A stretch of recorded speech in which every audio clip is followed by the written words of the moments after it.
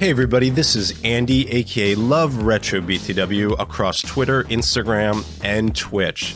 I do a podcast every Saturday called Cafe BTW, a morning gaming podcast, a retrospective look at the wonderful world of retro gaming, from interviews to guests. Join us every Saturday, like a Saturday morning cartoon, starting at 8 a.m., 11 a.m. Eastern. Also, if you're on Twitter, please join the brand new retro gaming community, a place to share, connect, and show your love for the retro gaming community. All the links are down below. And remember, enjoy the Gamers Week podcast.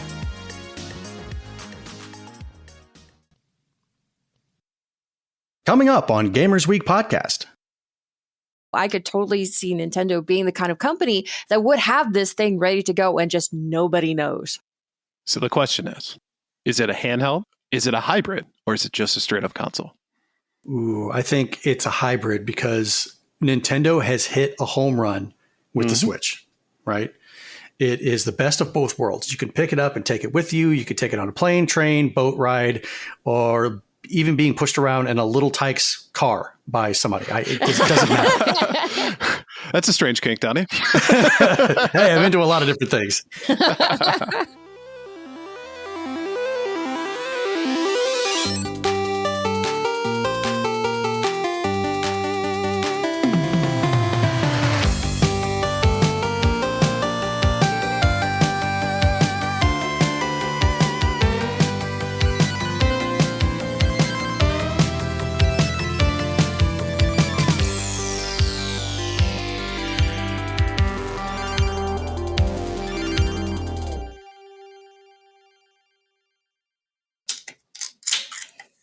What are you drinking tonight, Blue? I am drinking the watermelon lime aha. That's incredibly boring. Well, there's a big bottle of whiskey downstairs. I wanted to get that, but I thought I should try to be semi-professional for the show. Professional? What's that about? Yeah, not really sure. I mean, if you guys want to carry the show, I'll run down and grab it. No problem. To have Blue get drunk halfway through the show would be fantastic. Listen, yeah, just get increasingly more and more slur. Like, I'm so fucking sick of hearing you talk about the breakable weapons. Okay, You and your breakable weapons. Don't son of a... Like, whoa. If I was still drinking, I would totally be down for a we all get faced and then record a podcast episode. Oh. That probably would be something our patrons were into. Are we ready to go? I think so. Let's roll. Okay. Me. Oh. Welcome to Gamers Week podcast. Like the name says, we analyze the best, worst, and weirdest headlines of the past week in the video game industry. This is episode 70, post 69. Today is Wednesday, April 26th, 2023. My name is Donnie G. Retro, and I will be your gracious host this evening, but I am not alone. With me, as always, are my two wonderful co-hosts. My first co-host just recently discovered that her entire life was written by ChatGPT and is a lie, and now she's trying to find herself. I don't even know who I am. Say hello to Blue Williams, a.k.a. Writer's View. How are you doing tonight? Is that even my name? I don't know. It seems like you've got some soul searching to do. I don't even think I exist. It's all very existential. And my second co-host, let's just say he could tell you just how many lap dances you can get in either Canada or the United States, depending on the conversion rate. We have the one and only Retro Game Brews, a.k.a. Ryebread, a.k.a. Ryan Payne. I don't have to pull up my phone anymore. I don't have to go, let me convert that for you. I can just boom, right in my head. It's amazing. Yep. And by the way, I think we should start doing this where it's episode 69 plus 1, plus 2, plus 3, just so we can kind of live in the 69. Like a new game plus for podcasts. All right, let's take a look at our reviews, reactions, and requests. At Arcade Main says, so I never did the rental with the PlayStation, but Hollywood Video let you rent the Dreamcast before it was actually out, and no way I was going to pass that up. I think the deposit for that was at least $400, possibly more. I remember Hollywood Video very fondly. It was Yes, the place that you would go to that when Blockbuster didn't have your video. Right. Was Hollywood Video like located in the seedy part of town? Typically, yes.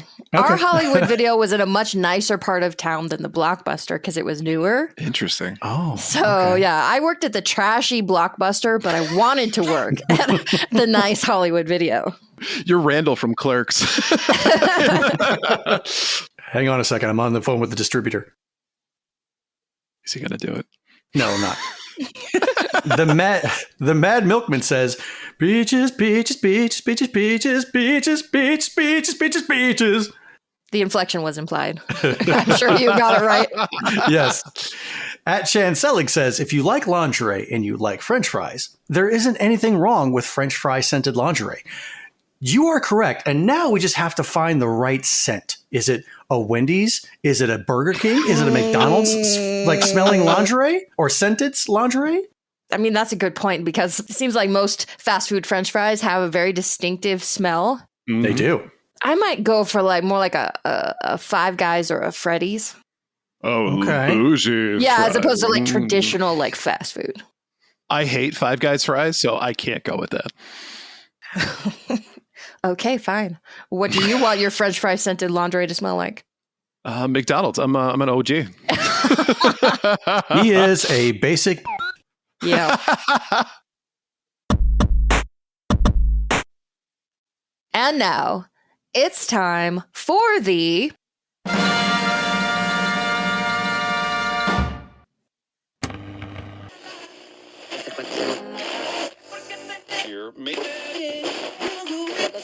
very important poll result. Man, that took me back, pulling the dial, trying to find the right channel. Right. See, kids, there was once upon a time where you didn't have the ability to stream whatever you wanted from your phone. We actually had to go to old boxes with dials on the front. Just be glad that you didn't have to do that. Because let's be honest, you can never quite get it right. Sometimes you would get it so that it was clear, but you would drive around and it would like get that nice static sound for you. Or if you were listening at home and then like somebody would walk in front of it and mess it Oh, up. that was the worst. Always at your favorite part of the song too. You wanna shoot? All right. Every Monday on Twitter, we post our VIP, our very important poll. And if you'd like to participate, follow us on Twitter at GamersWeekPC. So the question for this week, what is your least favorite gamer stereotype? Coming in third place is the stereotype gamers are antisocial with 25.3% of the vote. Second place was all gamers are male with 26.6% of the vote. And the winner was gamers are immature with 34.3% of the vote. We also had 13.8% of people vote other. So let's look at some of the comments from the poll. At Silverlance35 says you're not a real gamer unless you play ... Usually sports or shooters, which I'm not a fan of. At D Maxi Game says, I think the worst stereotype about gamers is that they are incapable of doing it in moderation. I literally work all day, but the 2 hours I spend at night playing a game is seen as excessive. But 4 hours of TV or movies, no one bats an eye at. At Just Filthy Gamin says that we're all fat virgins living in our parents' basement. Well, we don't count Ryan, so. Ooh, sick burn. To get out the ointment. At Dizzy Devil 79 said, gamers are potential criminals. My school was full of that rubbish. And at Redox PDX says, excuse me, ma'am, are you here to buy a game for your husband? Yeah, I've gotten that. I've also gotten, are you here to buy a game for your kids? No, the 3DS games are for me. Thank you very much. So how did you vote in the poll, Ryan? I was kind of like all three of the choices. So gamers are antisocial, all gamers are males, and gamers are immature. I find that to be kind of the main stereotypes that we see from people who make assumptions about gamers. And to kind of give you a clue into why I picked this as a topic for a poll, I had somebody say to me when they heard that I was a gamer, they're like, oh, I didn't picture you as being a gamer. And I was like, what does that mean? They're like, well, you just seem kind of like put together and, like, you know how to talk to people. I was like, great. Well, Thank you. glad to disappoint you. So I was just thinking to myself, like, what are some of the most common ones we run into? But I think a lot of people made some really good points too. That this idea that we just can't put it together. So all gamers are like living in their mom's basement. They don't have real jobs. They spend 24 hours a day playing games. I've got a full-time job. I coach swimming. I do a podcast, and I occasionally game. And you know what? I'm okay with that. So it's difficult for me to pick just one as my least favorite because I hate them all. So that's what I'm going to go with. The cop-out answer. Mm-hmm. How did you vote, Donnie? That's the Donnie G retro answer. I like them all. Yeah. I did go with other, and Silverlance 35 nailed it on the head. You're not a real gamer unless X. And it wasn't that if you play this or that, it's just everything with that specific answer. If you only play certain types of games, if you don't put in X amount of time a week, a month, or whatever, if you don't know the game inside and out, if you don't know that the Sith did this on planet Earth while doing with this, and like, Jesus, really? Like, no, you're gonna try and pull my card just because I don't know this one little obscure fact that I don't sit there and read canon and all this. No, that's not the case. I'm a gamer. I've always been a gamer, and it doesn't matter if I only play Tetris or if I pick up my cell phone and play a mobile game for like 20 minutes a day. If I play games, I'm a gamer. And I think you're right about that, because that is a stereotype, and I think it's mostly a vocal minority in our community is people who do this kind of stuff. Absolutely. If you play on Xbox, you're not a real gamer because Sony PlayStation for life. Right. Generalized gatekeeping, which we know Donnie is so fond of. And I remember in particular, Redux was talking about this idea that, are you here to buy for your husband? I remember going with a friend of mine who was female to a retro game store and having the clerk like quiz her on shit. And it was like, oh, so you game? And she's like, oh, yeah. He's like, so what kind of games do you play? She was rattling off all these, and one of them was Legend of Zelda. And he's like, oh, so, where can you find X, Y, and Z in Legend of Zelda? And she just looks back at me like, this motherfucker. And she schooled him on it. And she came back with, oh, well, where do you do this and where do you do that? And then the two of us promptly walked out. We're like, we're not shopping here. Yeah. Good for you. Yeah, I don't blame you. What about you, Blue? What was your answer this week?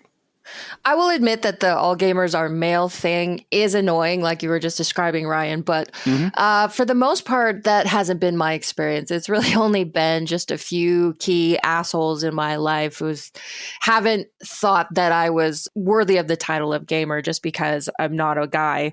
But the one that really irks me is the idea that games make people violent. Right. That has never been proven. There have been so many studies done on it, and they keep trying to create a link between video games and violence, and nobody can do it because it's just flat out false. But it doesn't matter that it's false because the powers that be in the world, governments, parents, schools, whatever, they are so keen on this narrative that video games create violence that they won't let it go. And it keeps coming up, and it keeps coming up for decades. And I'm not sure what it will take to finally put that to rest as being just flat out a lie. And I think what it is that this generation that's coming up, Gen Z and beyond, they will hopefully put that to bed because they grew up around video games. They know what it's about. They're at least familiar, even if they don't play them themselves. They know a lot of people who do. So my hope is that when all of the generation prior is out of politics and all those things, we can finally go, all right, are we done with this? Thank you. That's great. Well, would you say that games are more violent now than what they used to be, or were they more violent back then? They're absolutely more violent now. Yeah, but it doesn't mean that people are more violent because we've played them. Right, yeah. Oh, trust me, I know. I'm on the same thought process as you guys. I don't believe that video games make people violent. It's everything else in their specific everyday life and how their demeanor is, how they were raised, and just if they're generally an asshole. Right? That might make you violent, but video games, no. There's a medical term for that, right? Just like generally an asshole. You got assholeitis. Here's an ointment. Shove it up your ass. Yeah. It does feel good on the whole. Shove it up your ass and don't call me in the morning. Right.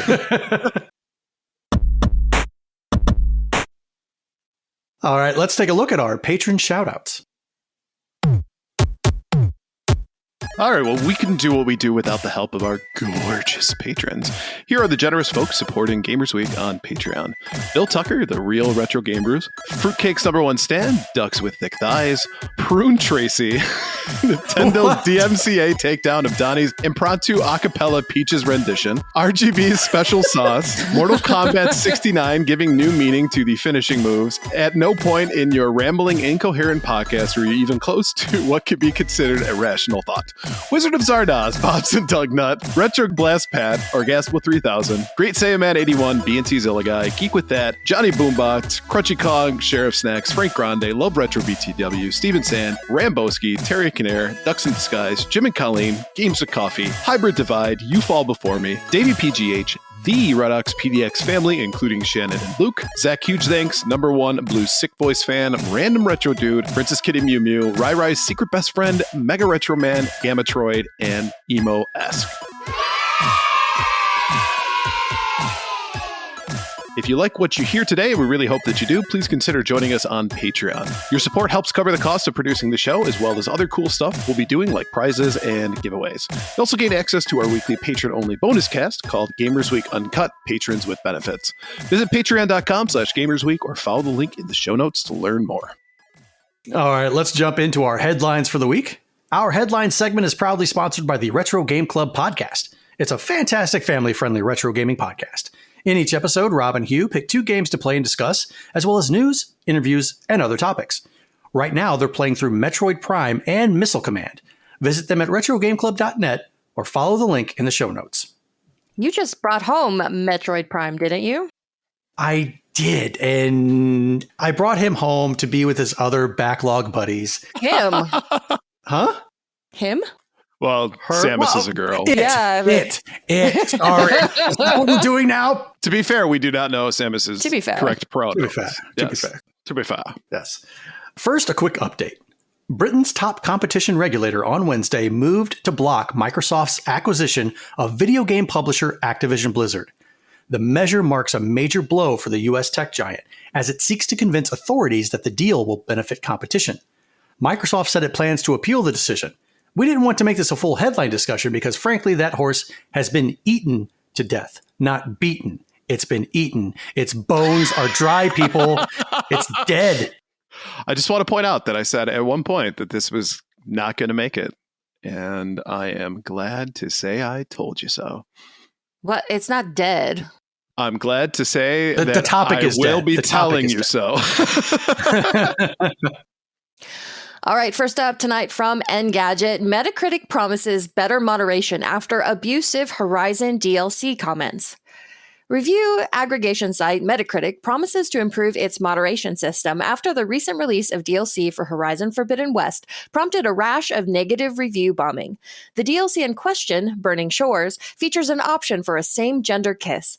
The dedicated Burning Shores page was slammed with negative user reviews, which is an all-too-common practice nowadays. Metacritic's parent company, Fandom, has called out many of these reviews for being abusive and disrespectful.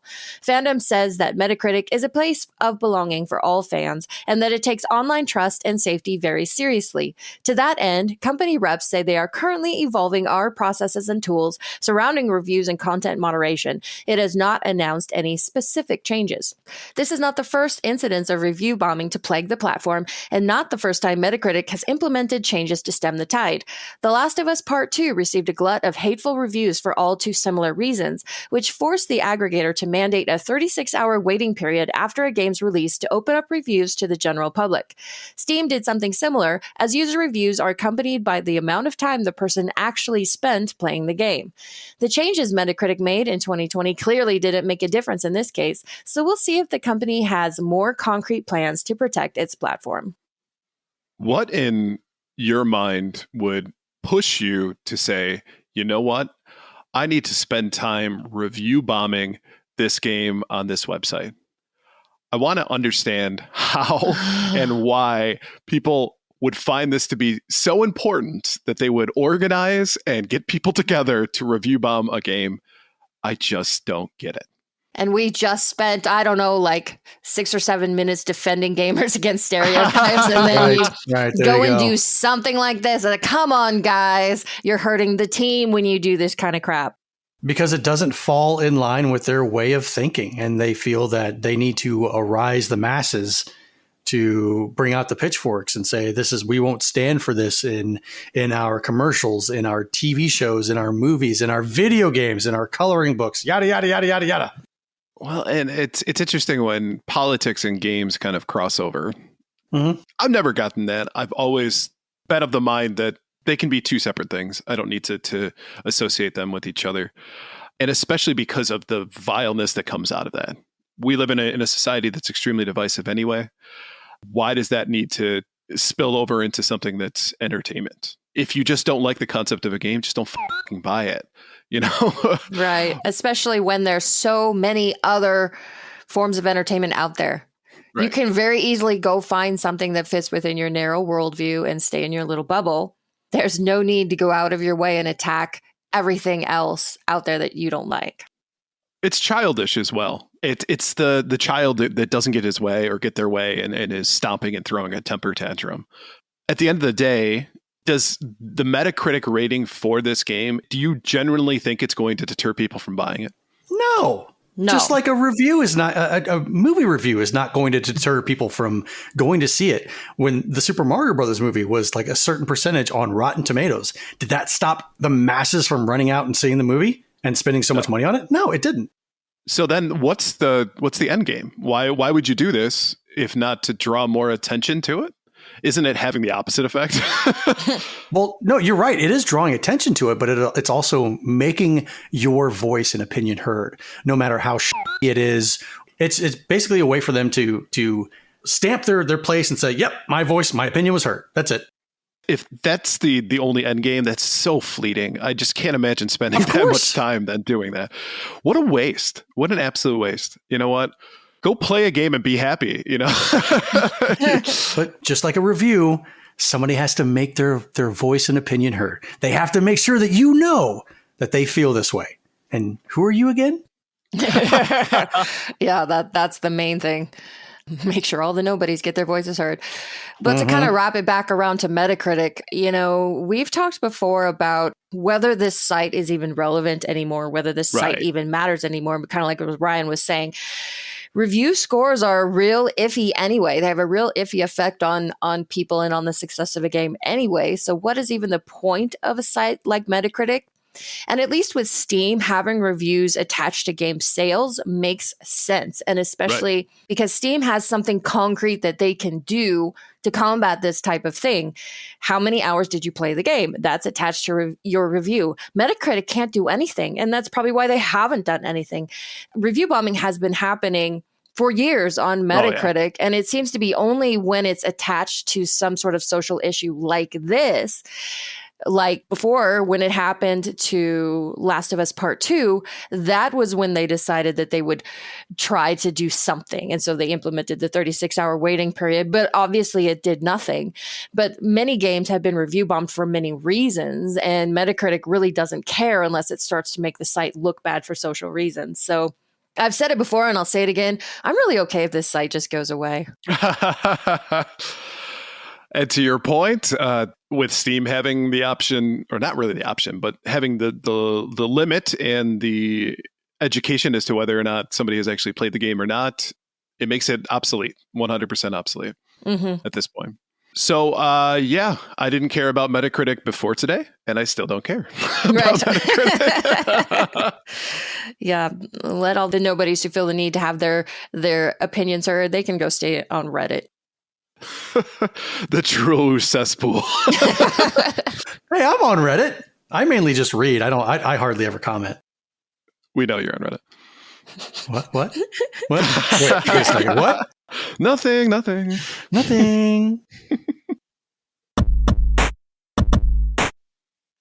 All right, next up from NME. The Red Cross wants gamers to stop committing virtual war crimes. All right. So the International Committee of the Red Cross has announced a play-by-the-rules initiative, which will task fans of first-person shooter games with respecting real-world rules of war while they play. Play by the rules will aim to raise awareness of the rules of war, laws that aim to maintain humanity in armed conflict by regulating what participants can and cannot do in warfare. As part of the initiative, the Red Cross has issued a number of guidelines for players looking to follow these rules while playing first-person shooter games. As detailed on their website, law-abiding players will need to avoid shooting at enemies who are down and can't respond, targeting non-violent NPCs and civilian buildings, and share their medkits with allies and enemies alike. A number of participating shooters have confirmed for the play-by-the-rules, including Fortnite and military simulator Arma 3.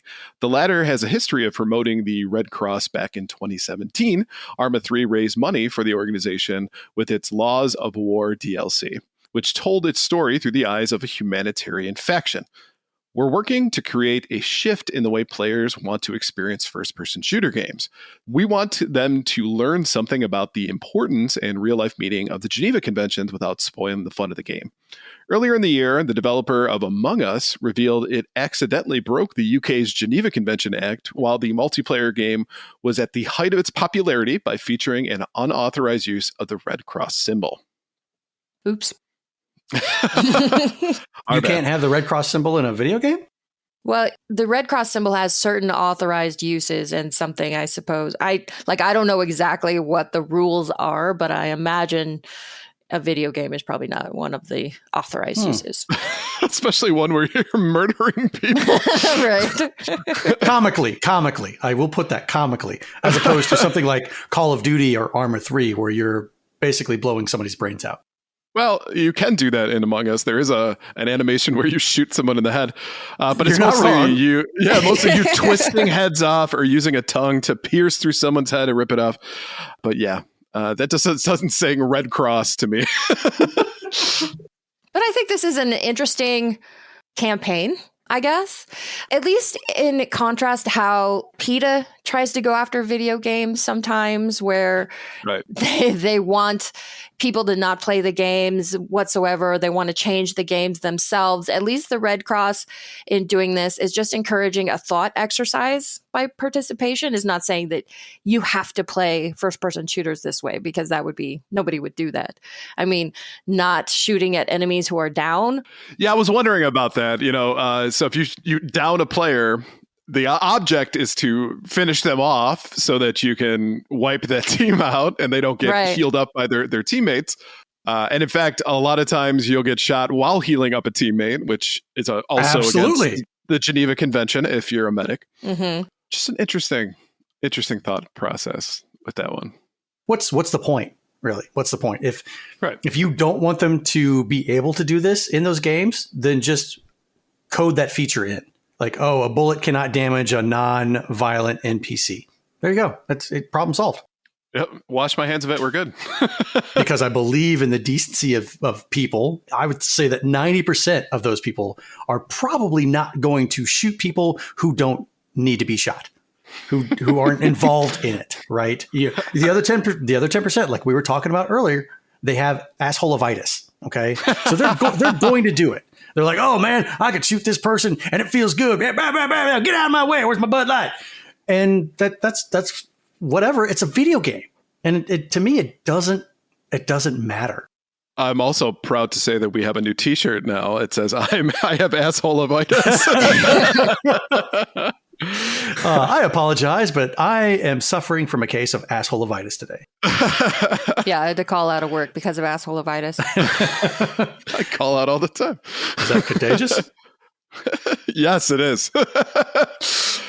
So what I find interesting too is that this sentiment in a roundabout way has been a part of gaming for a while, with the concept of a pacifist run on video games. Is this idea that we don't want to kill the furry and fuzzy animals and other characters or enemies in the game because we don't like killing. So let's see how far we can go into a game without killing anything. And if I absolutely need to, because it's like a boss fight, then I will.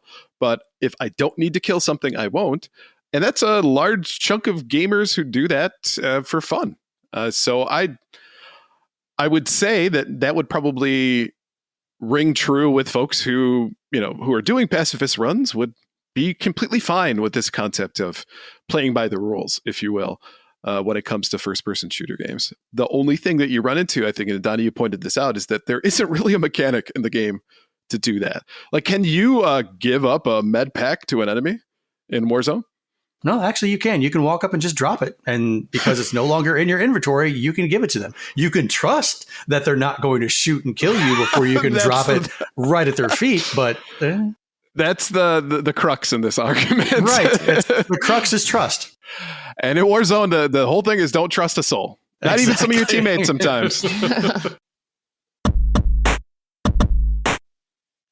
Next up from VGC, Nintendo will attend Gamescom 2023 later this year. It's confirmed. Following a claim from the event's organizer that a major company would return to the show, Sega, Colomes, and the German... They said major. Ooh. They own Angry Birds, so you better watch your tone, young lady. Colomes and the German Games Industry Association have now confirmed that Nintendo will exhibit after a 4-year absence. We are excited to announce that Nintendo will be exhibiting at Gamescom 2023, organizers said. Many more exhibitors will follow in the coming weeks. Stay tuned. It's currently unclear what Nintendo's presence at the event will consist of, as the largest titles the company has currently announced, The Legend of Zelda, Tears of the Kingdom, and Pikmin 4, will have released by the time Gamescom takes place in August. The company last attended the show in 2019, where it primarily featured games launching later that year. It also had a large number of booths for consumer attendees to try some of the games. Nintendo is the first major publisher to confirm attendance at the show. Also confirmed to return to Gamescom is Opening Night Live, the kickoff show hosted and produced by Jeff Keighley. Opening Night Live is the Game Awards producer's regular pre-show presentation for the German Gamescom Expo, which last year took place in Cologne as an in-person event for the first time since 2019. Gamescom 2023 will take place from August 22nd to August 27th. According to organizers, Colomes and the German Games Industry Association, as of the middle of March, this year's Gamescom has 10% more companies registered for 2023's event than it did at this time last year.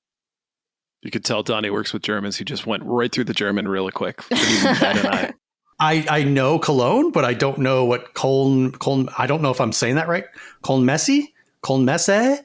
Messe?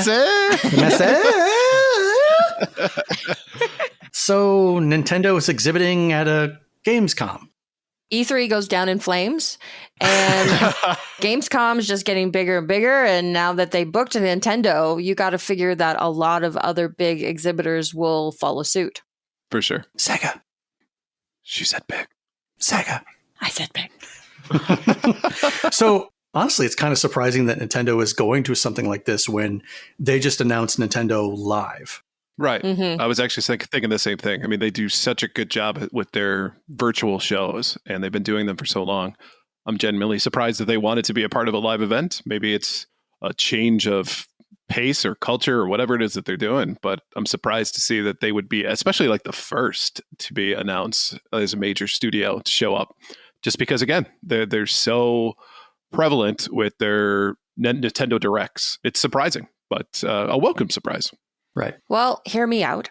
It's speculation time. Okay. Nintendo must have something really big if they're actually trotting out into public. Ooh. I like where your head's at. Do we think we're going to get a new console announcement? Ooh. Because let's think about it.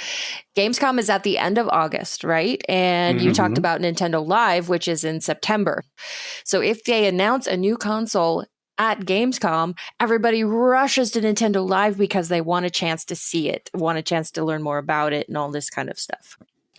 If they do announce a new console, is it ready in time for this year's holiday season? With Nintendo, it could be. Yeah. They probably kept a tight lip on production and everything like that. Right. As opposed to Sony and Xbox, who seem to be under a great amount of pressure to always announce the next thing.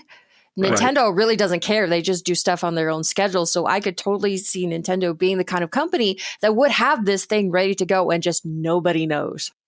So the question is, Is it a handheld? Is it a hybrid? Or is it just a straight up console? Ooh, I think it's a hybrid because Nintendo has hit a home run with the Switch, right? It is the best of both worlds. You can pick it up and take it with you. You could take it on a plane, train, boat ride, or even being pushed around in a little Tykes car by somebody. It just doesn't matter. That's a strange kink, Donnie. Hey, I'm into a lot of different things. It's fun no matter where you take it. If you want to sit there on your couch, in your bedroom, or on a plane, like I just said, they would be remiss to lose out on that. Agreed. Because they stopped with the whole 3DS. So technically, they don't have handhelds anymore. Why? Well, Really? they do have Switch Lite. I mean, come on. It's still the Switch. It's still the Switch, It's right? still the Switch, but it is just a handheld. Oh, you can't dock it? And who wants one No. of those things? No, you can't. No. Oh, no. I have one. Oh, God.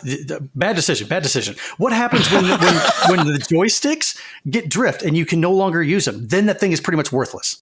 It's a brick. Yeah, that has been a debate about the Switch Lite because you can't just go buy new controllers for it. You do have to send it to Nintendo to get it repaired or repair it yourself if you feel confident doing that. And you know that if there's been one major downside to the Switch line as a whole, that's been it. It's been the constant worry over Joy-Con drift. And I will agree with you that plagues the Switch Lite. But as a product line, it's still been really successful. You know, they come up with all kinds of special editions for them, all kinds of colors. There is that crazy part of my brain that says, you need all of them. You need one in every color. And they're $100 cheaper than the regular Switch, so it makes you seem like it's a good deal. But I think you're right in that doing a hybrid console allows Nintendo a lot of options as far as how they want to market and sell this thing. Right. You know what I do find interesting is nobody brought up the fact that this could be the Switch Pro. I think we've all given up on that dream. Right. Though the number of, quote unquote experts who have been predicting it for years, Right. maybe little tiny bits of information have actually been leaking out of the black hole that is Nintendo. So maybe we're on the right track. I just think it would be a strange play if they did a Switch Pro at this point. I don't think it's needed because the system's been out for 6 years now. Right. And they got the OLED one as well. Although a Switch Pro would be really in line with Nintendo strategy in the past. You're not wrong. You're absolutely not wrong. Or it's a Switch Super Lite and it's a dongle. Or it's a Switch Game & Watch. I'd buy that, to be honest. All right, next up from GameSpot, John Leguizamo recalls production hiring real strippers for Super Mario Brothers movie. Illumination and Nintendo's animated Super Mario Bros. Movie is almost assuredly going to cross the $1 billion mark and will probably spawn a sequel and spin-offs before it finishes its theatrical run. An interesting effect of the success of this movie is the original 1993 Super Mario Bros. Live-action film getting a second life with a younger audience. One of the original stars of the movie, John Leguizamo, has talked at length about his thoughts on the animated feature, calling it a missed opportunity to have a minority casting, and actually ended up boycotting the blockbuster. In between those thoughts, he's talked about some very risque behind-the-scenes bits, including the directors hiring real-life strippers. The directors had this dark vision that Disney was not okay with, so there was all this headbutting that was incredible, Leguizamo told Variety. That party scene, those were all strippers from North Carolina that they put on the set, and they had them in the most revealing clothes and costumes. Leguizamo added that Disney was not happy, and they had to cut a lot of it. The film was released by Disney via Buena Vista Pictures and Hollywood Pictures. The budget for the movie was somewhere between 42 to 48 million, but managed to make less than 40 million. North Carolina, come on and raise up. The finest strippers in the country, apparently. Chef's kiss. Mwah. So I've also heard a lot of other stories about that. I guess Hoskins and Leguizamo were downing whiskey in between takes as well. Probably just so they could cope with being there. Yes, that's Right, what I've been yeah, told. yeah. That's exactly it. Yeah. It sounds like it was the most wild movie scene of all time. I've actually thought about like doing a gaming history 101 on it, but I think it's been done to death in regards to just information about it. But also There's a lot of hearsay stories, so I don't know what's truly history and what's not, but I gotta believe John Leguizamo on this one. Brought in strippers, had to cut most of it, so most of it landed on the cutting room floor, which I am extremely disappointed in. I would love to see like a director's cut of this. Oh, Jesus, yes, please. Yeah. And it has nothing to do with the fact that I want to see strippers. It's more of a curiosity. That's all. You want to see Peaches again, don't you? I was going to go the Bowsette way, but yeah. Oh, there we go. It's just so weird to me. It's so weird that companies as big and rich as Disney and Nintendo would let these two unknown directors make this weird movie and like not check up on them, like not have somebody on set, giving prior approval and making sure that everything was going according to standards. It's just so weird to me that they just said, no, take this money, go make this freaking weird ass movie, and we'll be upset with you later. No wonder it didn't work. Right. And as I understood, they did like rewrites after rewrites after rewrites. They brought in new people. They fired people. There was like fights and arguments on the set and stuff. And then I think Bob Hoskins, when they asked him what his like biggest regret was, the first thing that came up was the Mario Brothers movie. And you're right, though. Like, you would think that Disney would have a harder, clamp on this stuff and be able to see it for what it was. But apparently, just because it had the Mario Brothers IP on it, they're like, it's going to sell like crazy, like hotcakes. As long as it's got somebody saying Mario and somebody saying Luigi, we're good to go. Yes. It didn't work out that way, though. Like even knowing that video game adaptations were brand new at the time, that's a pretty stupid assumption. The fact that the directors had this dark vision that Disney was not okay with, but yet Disney was okay with racism back in the early days and all that stuff with the Song of the South. Mm-hmm. So you're going to tell me that, like, what? Well, I was going to say that Song of the South, was that in the 60s? Something like that. 60s. It was an older thing. It was an older thing, but even when we were kids watching the Disney Channel, Disney was trying to bury that like it never existed. They have never wanted that to come to light for decades, even before Mario was the Mario movie was being made. So they realized it was a mistake by then. Let's hope so. Song of the South was 1946. So oh, okay. All right. So maybe a moot point.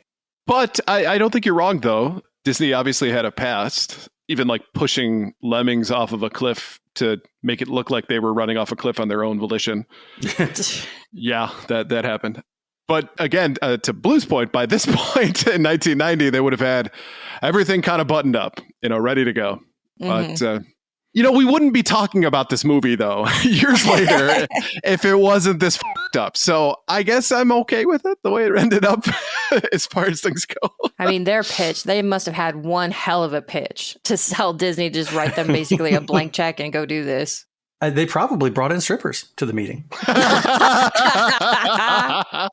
Works 60% of the time, every time.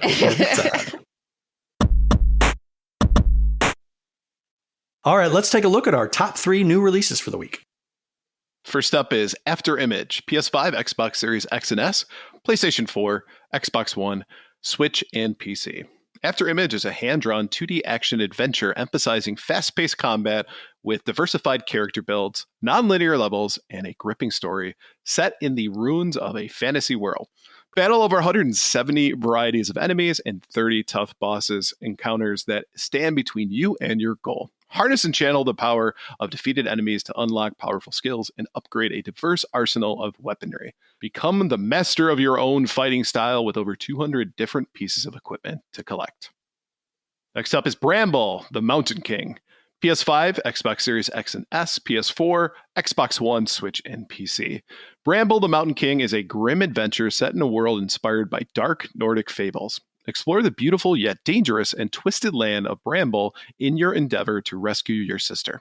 Traverse a wondrous landscape and survive deadly encounters with Bramble's many hideous creatures. Not everything in Bramble is exactly how it seems in this strange land with creatures big and small. You must be careful when to approach and when to hide. Many hungry and spiteful beasts lurk in the forests and caves. Watch your step. And last up, Star Wars Jedi Survivor, PS5, Xbox Series X and S, PC. The story of Cal Kestis continues in Star Wars Jedi Survivor, a third-person galaxy-spanning action-adventure game. The narrative-driven single-player title picks up 5 years after the event of Star Wars Jedi Fallen Order and follows Cal's increasingly desperate fight as the galaxy descends further into darkness. As one of the last surviving Jedi Knights, Cal is driven to make a stand during the galaxy's darkest times. And how far is he willing to go to protect himself, his crew, and the legacy of the Jedi Order? So take a look at these three. Blue, what are you going with? I think the one that I liked the look of the most is After Image. I do like hand-drawn games, 2D action adventure. Sounds fun. The 200 collectible weapons so you can customize your fighting style. I guess the options are nice, but I'm wondering if it's a little bit more complicated than I feel like getting into. But it looks fun. I might give that a chance if I find it cheap somewhere. Bramble the Mountain King also looked kind of cute. It looks like you play as a little boy looking for your sister. And so it's got some of those survival horror kind of elements to it where you can't really fight, at least as far as I understand it. It looks more like you're doing the running, hiding thing. But I think the world looked interesting. The Nordic fairy tales are kind of interesting, and some of the art looked interesting as well. So I think that would be interesting to maybe check out. Star Wars Jedi Survivor, I'll go ahead and skip because I don't like Star Wars. So there you go. Unsubscribe. Unfollowed. Yeah, I know. Go ahead and hate me. Whatever. Donnie, what about you? This week is one where all three games look like a viable option. Blue has touched on some very good points of After Image, the 170 varieties of enemies and 30 tough bosses to encounter. That definitely, in my mind, it screams dynamic. So it's not the same battle over and over again. It's not like Nintendo with Mario Brothers, where the same three bounces on their head, kill them, whatever. It's variety and dynamic, and that one does look good. Bramble the Mountain King looks amazing, but I don't know if it's puzzle solving. I don't understand how you're going to make it through this game without fighting anything. Maybe a couple minutes of gameplay would get me interested in it, but it does look amazing. That leaves us with Jedi Survivor. And any time that you can see Darth Vader in a video game, I'm going to jump at the opportunity. And I know that Fallen Order did have that. And if he shows up again in Jedi Survivor, I think I'm going to play this one. I think the early reviews are saying that Jedi Survivor is the best Star Wars game in the last 20 years. Really? For what it's worth. That's saying some stuff. They're talking about bypassing Knights of the Old Republic and everything like that? Knights of the Old Republic is around the 20-year mark, I think, at this point. It's around the 20-year mark. I'm not like trying to argue with you. I'm just trying to give you context. What about you, Ryan? I am a very strong with all of these games, a very strong maybe. So if we look at After Image, the first thing that came to mind is exactly what Blue articulated, is that it sounds like it's complicated. With that many, like 200 different pieces of equipment to collect, 170 different enemies. While that sounds awesome, it also sounds like it's a slog. Now, but to your point, Donnie, it also probably leads to a lot of replayability. So there's definitely some upside to that for sure. Mm-hmm. If we look at Bramble the Mountain King, visually it's stunning. It looks really, really good. As far as the gameplay is concerned, it sounds like it's interesting because you have to be careful. It almost sounds to me like it's a stealth game, which sounds fun. It sounds like it could be interesting, but I'd have to watch somebody play it on Twitch first before I ran out and got it. You watch people play video games? Oh my God, like what a loser. And Star Wars Jedi Survivor, I haven't played a Star Wars game in years, decades. I think Knights of the Old Republic was the last time I really took some time to play a Star Wars game. So if it is what people are saying it is, that could be enticing to check it out. But again, I think what I've seen from the last couple of Star Wars games is that it's also really difficult to get good at the game. So as far as I'm concerned, it's a definite maybe for all three. All right, everybody. So let's go ahead and jump into the moment that I'm sure many of you are waiting for. We wanted to announce our winner for our giveaway for the month of April. which will be giving away a copy of Minecraft Legends for the Nintendo Switch. So thank you for everybody who did participate and entered into our giveaway. We really appreciate it, and we hope that you stick around and subscribe to Gamers Week. So without further ado, why don't we go ahead and announce our winner? Can you give me a drum roll?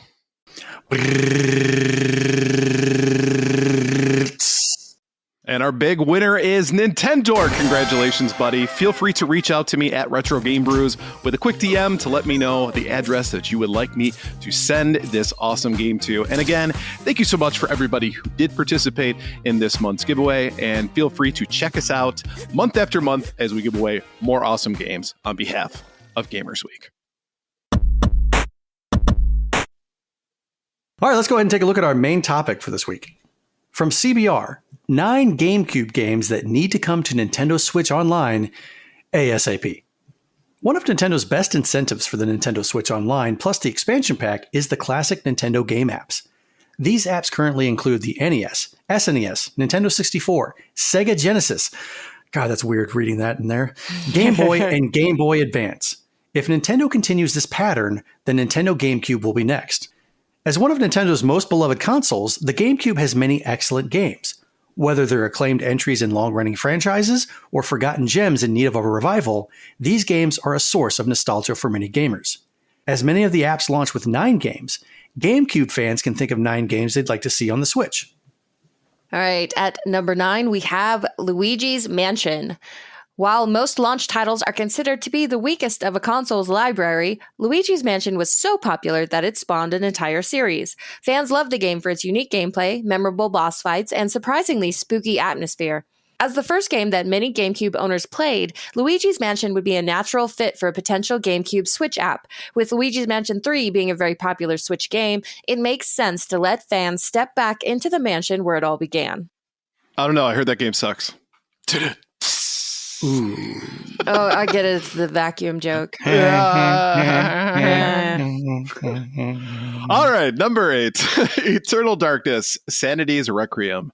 Few would expect a famously family-friendly game company like Nintendo to ever publish an M-rated horror game, but they did exactly that in 2002. Eternal Darkness Sanity's Requiem is an H.P. Lovecraft-inspired game that takes place across different time periods. The gameplay was similar to Resident Evil, but featured a sanity meter, which caused the player to hallucinate if it got too low. Though it's very different from the usual Nintendo fare, Eternal Darkness has a cult following. Many fans have been clamoring for a sequel and would love to see the game brought to the Switch. With the Game Boy app including Alone in the Dark, the new nightmare at launch, there's already a precedent for horror games. Number 7, Super Mario Sunshine. Every Nintendo console has at least one Mario title, and the GameCube has Super Mario Sunshine. The game takes Mario to the scenic Isle Delfino, where he must use a water-spraying backpack to clean a series of messes left by the evil Shadow Mario. Though the game is divisive among fans, some like it for its beautiful setting, creative bosses, and the new water-spraying mechanics. Even if it isn't the most fondly remembered Mario game, it's still natural for a GameCube app to include a mainline entry of Nintendo's signature franchise. I was anticipating a dirty joke there. I was going to, but I didn't want to make any more work for you. So. I appreciate that.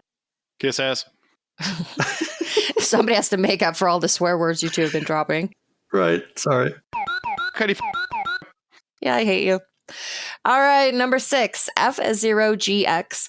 Nintendo has many franchises that fans are desperate to see return, but none more than F-Zero. F-Zero GX is considered by many to be the pinnacle of not just the series, but the GameCube's library. The fact that it was the last F-Zero game released on a home console helps cement this reputation. Featuring 41 eclectic characters, 26 gravity-defying racetracks, and the series' first cinematic story mode, F-Zero GX is packed with content. Fans love the game for its impressive visuals, intense racing action, and challenging gameplay. Though the F-Zero series desperately needs a new entry, many would be satisfied with playing this masterpiece on modern consoles. Number 5, Paper Mario, the f***ing 1,000-year door. While the f***ing Paper Mario series... Oh, sorry. I'm not supposed to swear, right? I'm sorry. I'm very jokeful tonight. So I'm going to make you edit this f***ing episode. All right, sorry. Number 5, Paper Mario, the 1,000-year door. While the Paper Mario series has gained something of a mixed reputation today, most fans can agree that Paper Mario: The Thousand-Year Door is the series' masterpiece. The game is beloved for having a hilarious script, great supporting cast, and surprisingly deep RPG mechanics. With many fans clamoring for the Paper Mario series to return to the Thousand-Year Door level of quality, a GameCube app is bound to do well if it includes this title. Since the Nintendo 64 app has the original Paper Mario, it would make perfect sense to bring back this beloved title. Number 4, Pikmin. The GameCube was home to many new entries of classic Nintendo franchises, but it also saw the birth of a new one. A cult favorite among Nintendo fans, Pikmin debuted on the GameCube in 2001. The game put players in the role of Captain Olimar, who must work together with the eponymous Pikmin to retrieve the parts of his wrecked spaceship and escape a hostile alien world. Though not Nintendo's most iconic IP, Pikmin has spawned a successful franchise. With Pikmin 3 Deluxe and Pikmin 4 playable on Nintendo Switch, it makes sense for the original game to be there. Since the series is a passion project of Shigeru Miyamoto, the original game is even more likely to appear on a potential GameCube app. Number 3, Mario Kart Double Dash. Yay! Possibly the most unique entry in the Mario Kart franchise, Mario Kart Double Dash had 2 characters riding in a single cart. One character drove, the other used items, and the heaviest character determined what class of cart the team could use. It was a fun system that hasn't been seen since. While it's unlikely that the tag team system will return to a mainline Mario Kart game, Double Dash fans would love to play the game again on modern consoles. Its unique system is too good to completely abandon, and the game is an important part of GameCube history. Number 2, The Legend of Zelda: The Wind Waker. When it was first revealed, The Legend of Zelda: The Wind Waker received a mixed reception for its cartoony art style. However, it's an excellent story and fun gameplay caused opinions to reverse. Now it's one of the Zelda games that fans most want to see remastered for the Switch.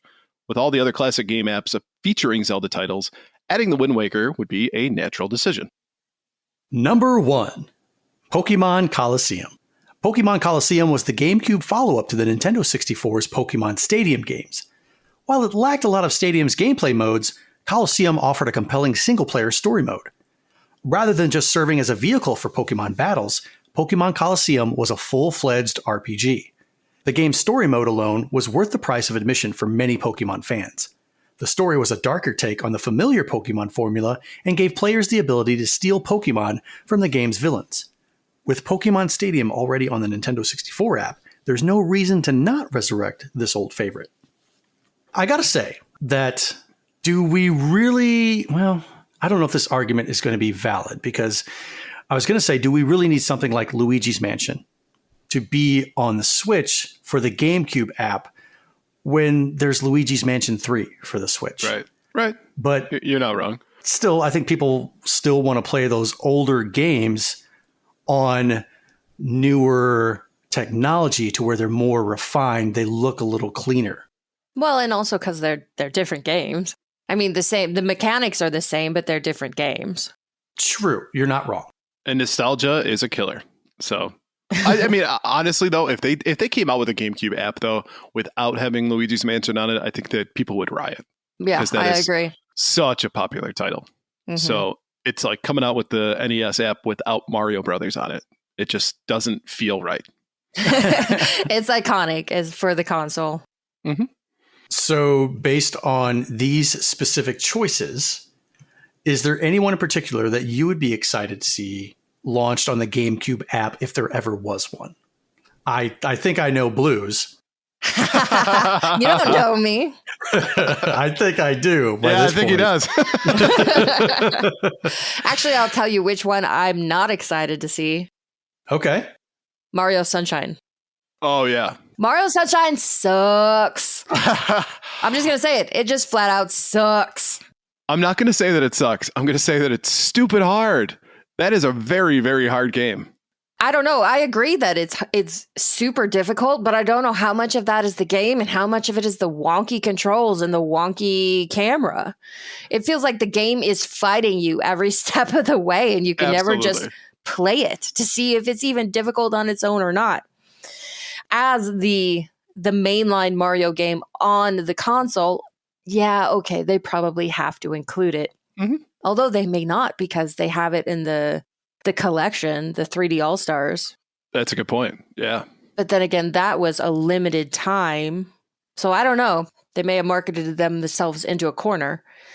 But anyway, if they were going to include Mario Sunshine, I want them to fix the camera first. Maybe then I'll play it. Nobody puts Nintendo in a corner. Just like they fixed all the problems with the N64 GoldenEye. Absolutely. Right. Totally. Yeah. But you're right. I think Mario Kart Double Dash would be killer to have on the Switch. People always focus on the fact that you have 2 characters per kart. Oh, it's stupid. Why do they put 2 characters per kart? I don't understand. That's not the point. The point of the game was that each character had a unique special item. Right. And that's what made it interesting. And then they did away with that. And now when you play Mario Kart 8 online, every character can get every item. And so there's that element of strategy went away. But I thought it was really cool. And also another thing that Double Dash did well is you can switch the items, which you can't in Mario Kart 8, which is annoying. Nope. You have to blow through your 3 green shells in order to get to your bullet bill. Right. You have to finish out your piranha plant before you can get to the star that you really wanted. Exactly. Or when you're playing with friends and you put on all bullet bills. That was the best ever. But yeah, I think Mario Kart Double Dash needs to come back, and people need to remember why it was a really, really good Mario Kart. I agree. I'm excited for F-Zero GX. I think that's a really, really good game that doesn't get as much love as I would like to see. I think that people are more familiar with the first game that was on the Super Nintendo. So GX is it sits out there. It's got a cult following. People acknowledge it, but I don't know if it's been as widely adopted by kind of the gaming community. And to have that also be an online multiplayer game would be awesome. Because, I mean, it's a little different, obviously, than the Super Nintendo game. The course itself kind of corkscrews around, and you're up in different sections of the board and all these different things that makes it for a really unique racing experience. It reminds me almost like Wipeout from way back in the early 90s. So I would love to see this. I know that it's a game that hasn't seen a whole lot of love in the last 20 years or so anyway. So it'd be nice to see people talking about F-Zero again.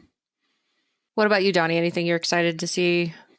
I mean, even if it's not on this list, like we should also talk about what are games we'd like to see that aren't on this list. I was never a GameCube person. When it came out, I totally ignored it. I was so far done with Nintendo that the GameCube didn't even exist to me until a few years ago when I started collecting for it. Mm-hmm. I have 5 of these 9 games. Have I ever played a single one? No, I've never popped it out. Like my recent playthrough of Resident Evil 4 on the GameCube was really the most time I've ever spent on the system. So I have Pokemon Coliseum. I have Mario Kart Double Dash, which Blue and Mr. Blue have been trying to get me to play. And if they're saying that it is as good as they say it is, and if it has the network capability of being able to play that game online, sure, I'll give that one a shot. I've got Paper Mario, Thousand Year Door. I've got Super Mario Sunshine and Luigi's Mansion. I've never touched any one of these games for the GameCube. So I realistically, I can't say that I'm excited for any one of these games. But if I go back and take for instance, Super Mario Sunshine, never touched the game. And if it's as bad as you guys say it is, and they port it to the Switch and it's a little bit more refined, they're able to fix something, great. But if it's just a straight port of the disaster that you guys say it is, then why do I care? You're not wrong, but I think having it on the system is probably going to be a necessity because there is a pretty strong cult following for that game. Of course. And now with some of those games being costly to have for the GameCube itself, it's an easier entry point for people who want to go and play these old games that don't want to worry about the difficulties of installing an emulator and then unzipping and then getting the ROM and all that stuff. Like they just want to be able to, like, you know what? I'll pay my $3.99 a month to be able to play this on my Switch and I'm happy. And there you go. And that's fine. That's if that makes you happy, that's great. The series that's missing here is the Mario sports games. Mario Golf, Toadstool Tour, Mario Superstar Baseball, and Super Mario Strikers were three Mario sports games on the GameCube that could really easily be put on the system, be given multiplayer capabilities, and give people a chance to have tons and tons of hours playing them. But is that going to take away those two, like golf and baseball and, well, not baseball so much, but strikers? Is that going to take away from the Switch Sports is the question. I wouldn't think so, because they released within the last year or two, they have new strikers game and a new Mario Golf game. So that's a good point. They weren't worried about those taken away from Switch Sports. And besides, it's nostalgia, right? Right. I think Strikers is one of like the top probably 20 games on the system too. So I would love to see it. I think it's a fantastic game that, again, doesn't get enough love because it was on the GameCube and nobody played the GameCube. Nobody. Honestly, growing up, I don't think I knew anybody who had one, to be perfectly honest with you. I had one. I loved it. Well, I didn't know you growing up. Unless I did, and that's a weird coincidence. Right? You're like 5 years younger than me. We probably wouldn't have been friends. I see how it is. Ooh. Like, hey there, 18-year-old high school senior. Do you want to be friends with this 13-year-old boy? Like, not really. I was awesome when I was 13. Thank you. Yeah, right. Everybody is so awesome when they're 13. I mean, I was. I think. I don't know. I don't remember. All right, before we move on, let's take a quick break to talk about our sponsor. This segment is proudly sponsored by the Elitist Podcast. It's a show where three friends and occasional guests play games about video games, including trivia, game show games, and more. Here is this week's trivia question. Before marketing gets their grubby little fingers on game consoles in development, developers use code names for their systems, and some of those super secret code names were or have become fairly well known. Dolphin for the GameCube, Scorpio for the Xbox One X, Color Game Boy for the Game Boy Color, and so on. Guess which console was called Colleen? Tune into the Elitist Podcast this Wednesday to hear the answer. You can find the Elitist on your favorite podcast platform, and we'll also have their links in the show notes. Colleen. It's not Jolene, but yeah, it's close. Oh, okay. I'm going to put a quotation mark around the word console, just to give you a hint. Oh. What? Guess which quote-unquote console was called Colleen? Mm-hmm. So... redacted. No? Are you going to let me answer this week? I have absolutely no clue. Colleen, I've never heard of it. Was it? Redacted. It was not. Redacted. But that's a fantastic guess. Oh, okay. It was. Redacted. Like any of you guys were going to guess that. Oh, yeah. That was totally my next guess. 800. No.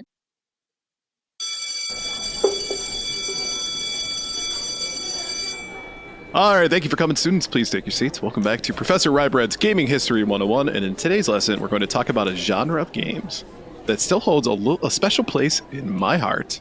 And with the murder of Sonic recently being released, I thought it would be fun to discover the history of point-and-click games. So point-and-click games, or point-and-click adventure games, were influenced heavily by their predecessor, the text-based adventure game. So have either of you played one of these where you had to like type in go south, go north? Yes, long time ago.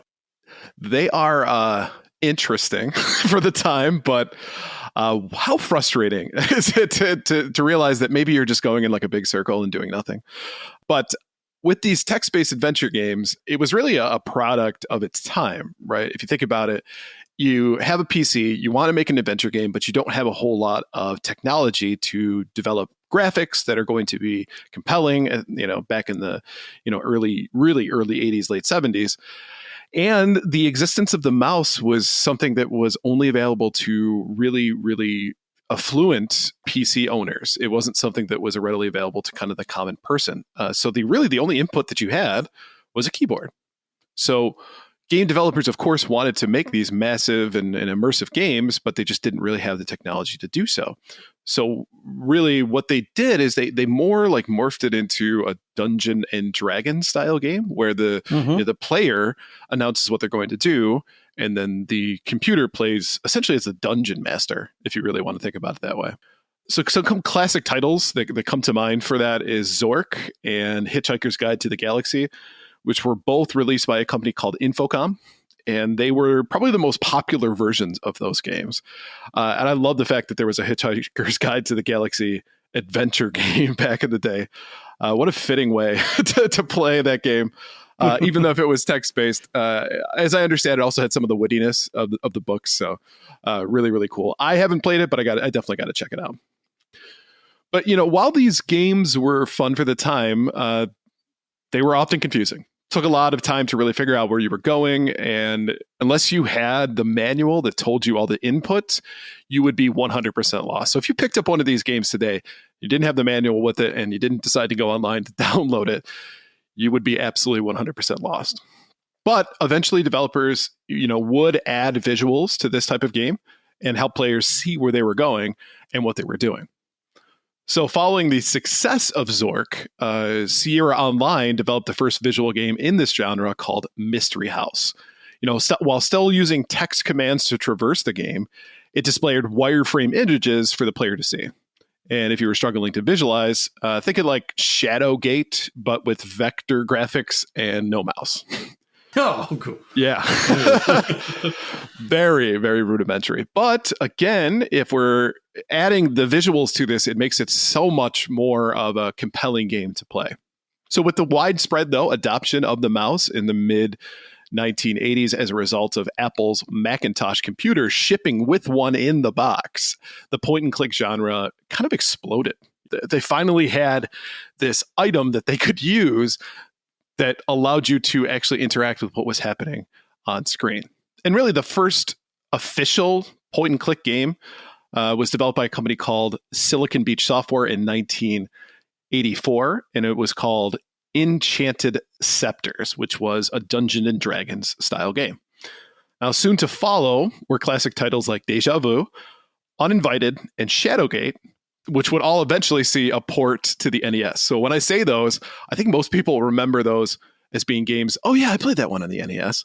Right. Instead of a mouse, of course, you're using a D-pad, so it made it a little bit more difficult. But those games are really the ones that brought this whole point-and-click genre to the forefront.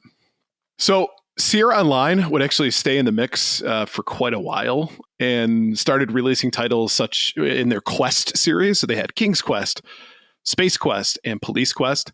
In particular, I really enjoy Space Quest and Police Quest. They're full of like really interesting characters, items, and scenes that you can interact with. And Space Quest has a lot of really fun humor in it. And visually, it's actually pretty advanced for the time.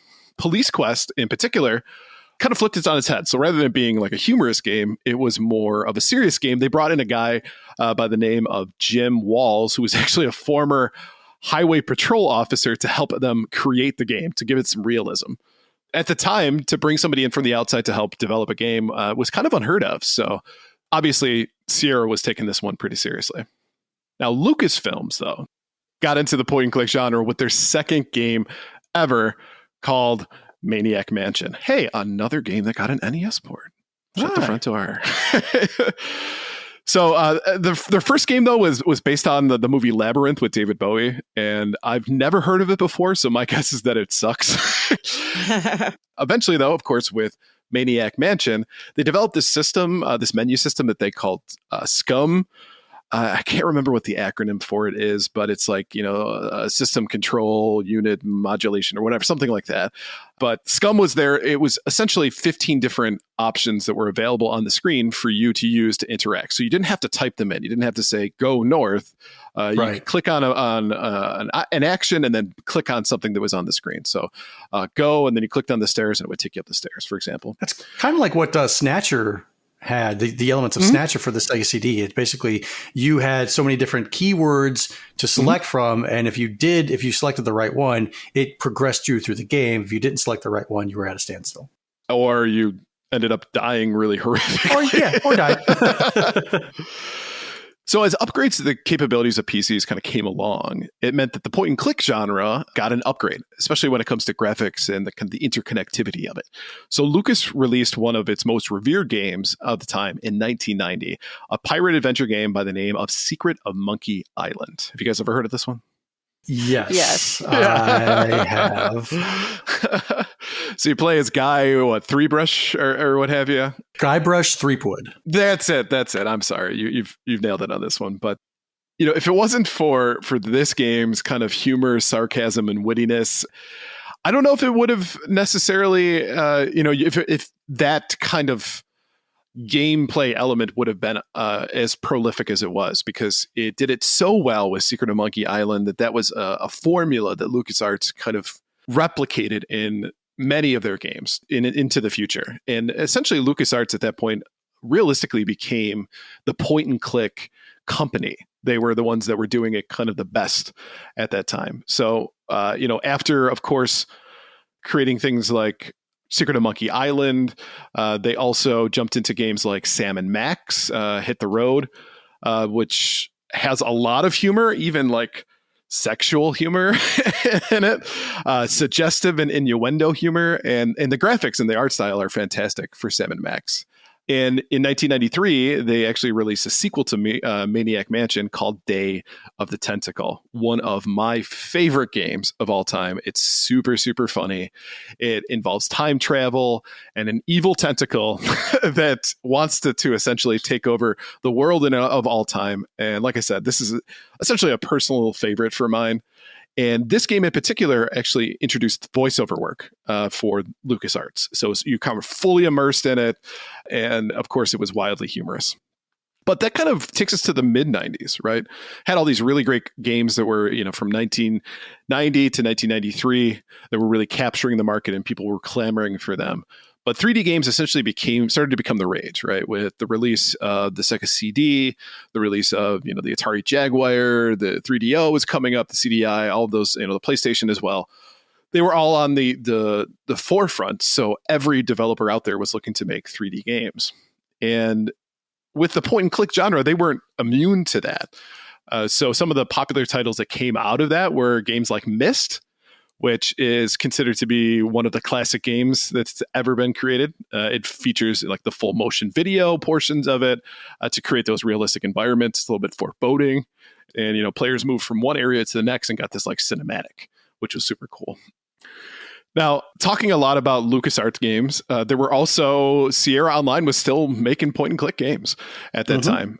And the interesting part, though, is that LucasArts is making the funny games. They're the funny section of the paper, right? Where Sierra Online wanted to go ahead and make games that were a little bit more serious. So one of the games they came out in 1993 with was Gabriel Knight, Sins of Our Father. And it was a game about solving a murder mystery. It, included some of the puzzle solving that really helped create and paint this picture of almost a little bit scary, but not like horror based, but definitely a little bit scary as you went along. You didn't know what was going to be around each corner. They would eventually make another sequel to that with Gabriel Knight 2, which actually utilized full motion video sections of the game as well. So they were fully into the kind of that 3D space. Now, most assuredly, I missed discussing one of your favorite point and click games here today, but if I covered them all, I'd be talking for like an hour and a half. So I'm trying to hit the highlights here as much as I can. Right. And really, I'm the one who writes this. So some of this is obviously more pointed at me. He's biased. There we go. I'm not trying to say the word biased, but you're right. I am a little biased. But there's one last game that I wanted to bring up. I'd be remiss if I didn't. And that, of course, is Grim Fandango. Have either of you guys played Grim Fandango? A little bit. Yeah. Never played it. It's such a unique concept of a game, right?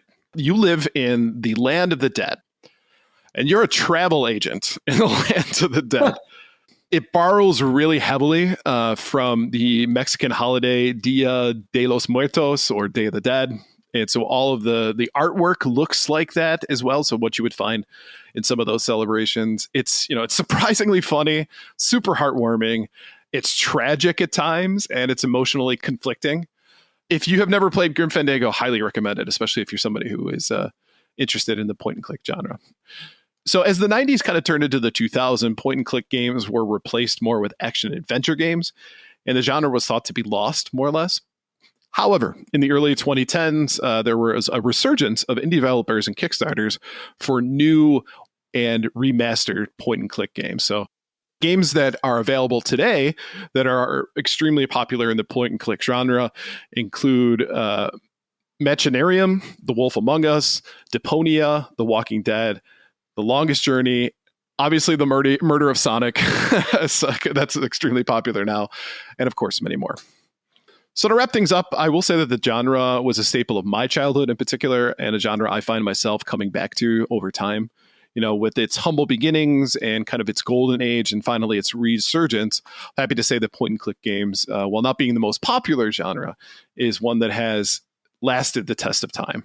And feel free to let me know in Friday's announcement tweet, what were your favorite games? And if I missed any heavy hitters, I'm sure I'll get a lot of it.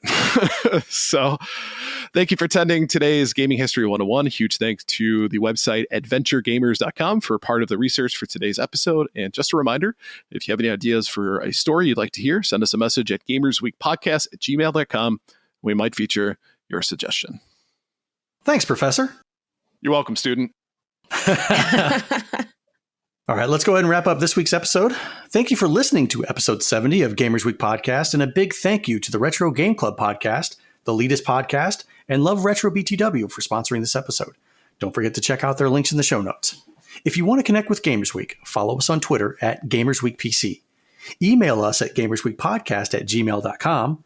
Watch us on Twitch, now affiliate at twitch.tv/GamersWeekPodcast.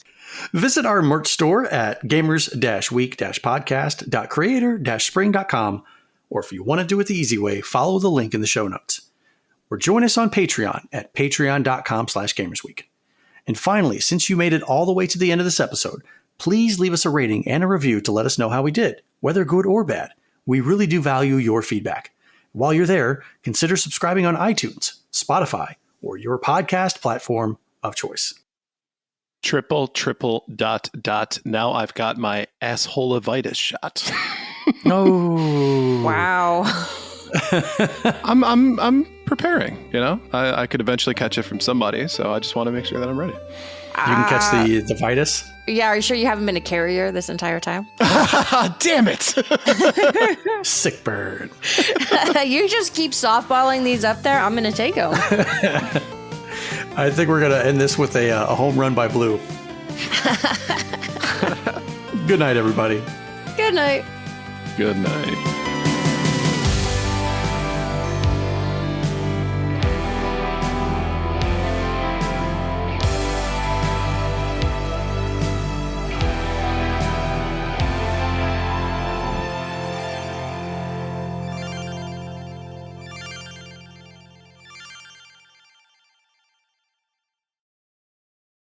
Sega. Welcome to Gamers Week Uncut. Welcome to Gamers Week Uncut. Welcome to Gamers Week Uncut, patrons with benefits. This is the unscripted, patron-only bonus cast with less editing and more dirty jokes. We don't know where the conversation will go, but we're sure it will be weird. This fish just went right on my nipple, and I'm just like, I Google Street Fighter 6. The first search result that comes up is people think they can see Ryu's dick in the Street Fighter 6 reveal. Listen up here, kids. You're not going to want to get one of those VD STDs things, right? Make it fall off. When you go, grab a pro. You'll be doing it for America. that was perfect. If you want to hear weekly episodes of our patron-only bonus cast, join us at patreon.com/gamersweek.